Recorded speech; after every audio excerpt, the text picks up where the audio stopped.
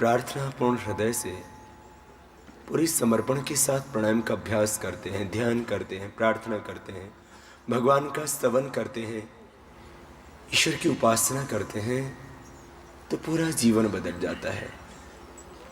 हम भीतर तक स्पंदित आनंदित हो उठते हैं जब हमारी भीतर की ये तलाश पूरी होती कि मैं कौन हूँ, मेरा अस्तित्व क्या है, किसी ने मुझे भेजा इस दुनिया में, क्यों भेजा इस दुनिया में, क्या करना चाहिए मुझे, क्या कर रहा हूँ मैं। बहुत सारे अनसुलझे प्रश्न हमारी जिंदगी में हमारे हमेशा सामने खड़े होते हैं। बहुत बार हम या तो समाधान ढूंढने की कोशिश नहीं करते, भागने लगते हैं।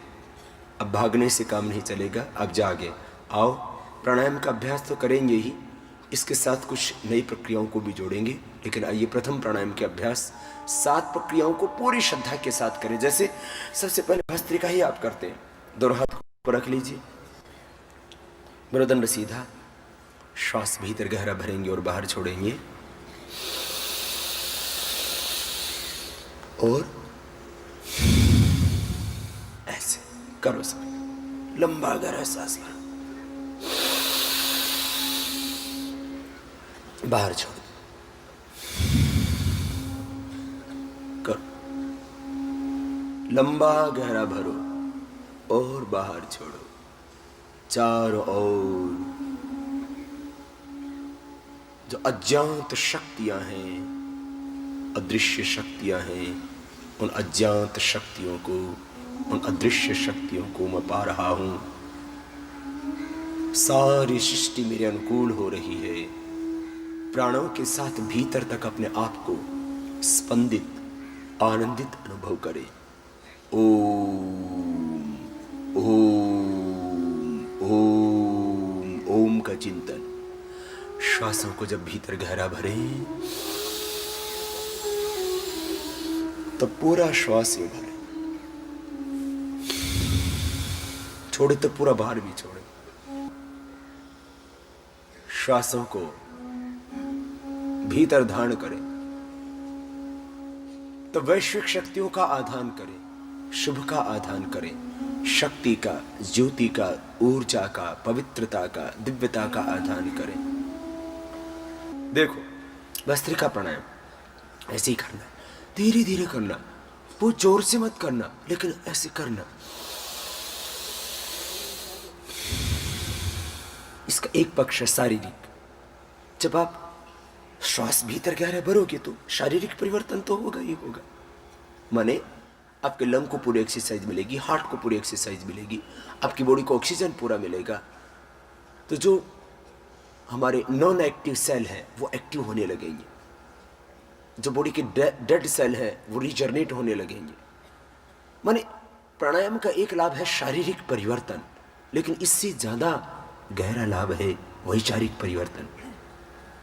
जब भावपूर्ण हृदय से प्राणायाम करते हैं ना, तो फिर ये अभाव, ये चिंता, ये दुख, ये तनाव, ये डिप्रेशन, ये अवसाद, ये रहता ही नहीं है। और अगला प्राणायाम करते हैं, सांसों को बाहर छोड़ेंगे। देखो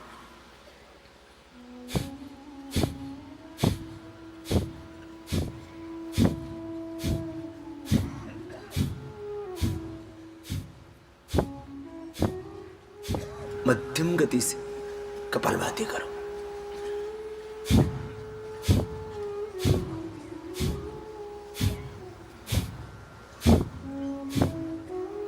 भावपूर्ण हृदय से करो।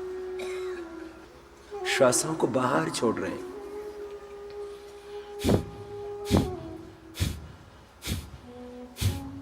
बाहर छोड़ते छोड़ते बहुत कुछ छूट जाता है। विकार मिट जाते हैं, पीड़ाएं मिट जाती हैं, व्याधियां मिट जाती हैं, समाधि लग जाती है। श्वासों को बाहर छोड़ते छोड़ते वेट घटता है, पेट घटता है, डायबिटीज मिटती है, अर्थराइटिस मिटता है, जो भी टॉक्सिन्स है, नेगेटिव एनर्जी, वो सब बाहर निकल जाती है। ये शरीर के स्तर पर परिवर्तन होता है। जीवन में दुख पैदा करते हैं। दुख किस बात का नाम है? हर व्यक्ति दुख से भयभीत है, सुख चाहता है, लेकिन दुख क्या है?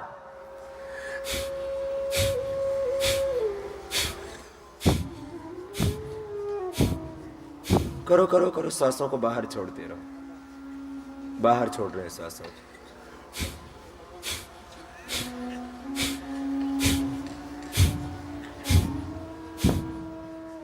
बाहर छोड़ते छोड़ते रोग मिटेंगे, ये पहली बात है।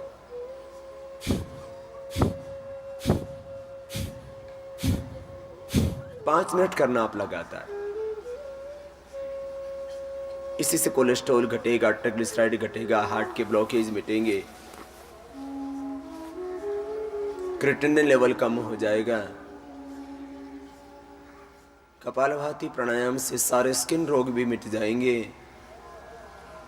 कपालभाति प्राणायाम के द्वारा मोटी मोटी गांठें घुल जाएंगी शरीर की, अपने आप गांठें डिजोल हो जाती है, यूट्रस में, ओवरी में, गले में, छाती में, यहां तक कि ब्रेन ट्यूमर भी है तो ठीक हो जाएगा मेरे पास।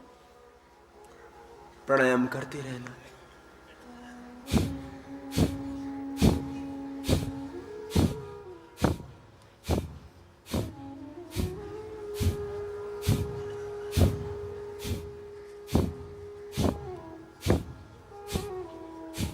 साधक का साधना से, प्राणायाम से, ध्यान से, समाधि से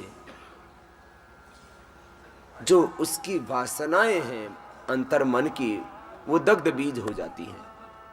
तो फिर वो कहीं पर भी रहता है, उसके मन में न राग पैदा होता है, न द्वेष पैदा होता है, न मोह पैदा होता है, न वासना पैदा होती है, न हिंसा पैदा होती है, न असत्य पैदा होता है।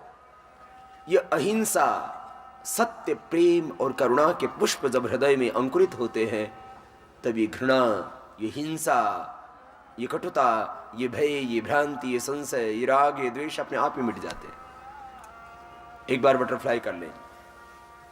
योग का एक पक्ष है शारीरिक, दूसरा पक्ष है उसका वैचारिक, आध्यात्मिक। भौतिक अर्थ में योग से ये शरीर अच्छा होता है, और भारत की संस्कृति भौतिकवाद और अध्यात्मवाद दोनों को साथ लेकर के चलती है। आप एक वेद का मंत्र, जिस यजुर्वेद का 40वें अध्याय का मंत्र है, वह ईशोपनिषद में भी आता है, उसका उच्चारण भी करेंगे और भारतीय संस्कृति को आत्मसात करेंगे ठीक से। कुछ लोग कहते हैं अध्यात्म विद्या ही जीवन का अंतिम लक्ष्य है, आत्मा को जानना।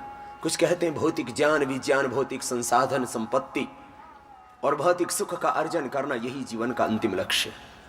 दोनों ही कहीं भ्रम की स्थिति में है। जब जिस काम को करते हो उसको इतना सुंदर करो, इतना सुंदर करो कि बस उससे खूबसूरत और कुछ न रह जाए।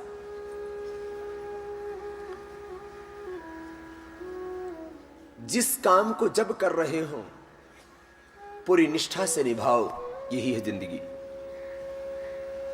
जब एक पुत्र हो तो पुत्र का रोल ठीक से पूरा करो।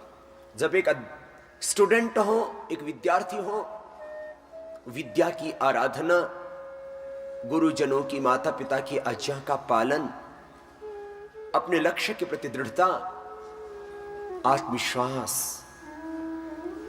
महान बनने का संकल्प निरंतर हृदय में, तो एक अच्छा विद्यार्थी हो। जब विद्यार्थी हैं तो एक अच्छे विद्यार्थी बनो, जब व्यापारी हैं तो एक अच्छे व्यापारी बनो। व्यापार करना, घर बनाना, महल बनाना, बंगले बनाना, लेकिन दूसरों का घर बर्बाद करके नहीं।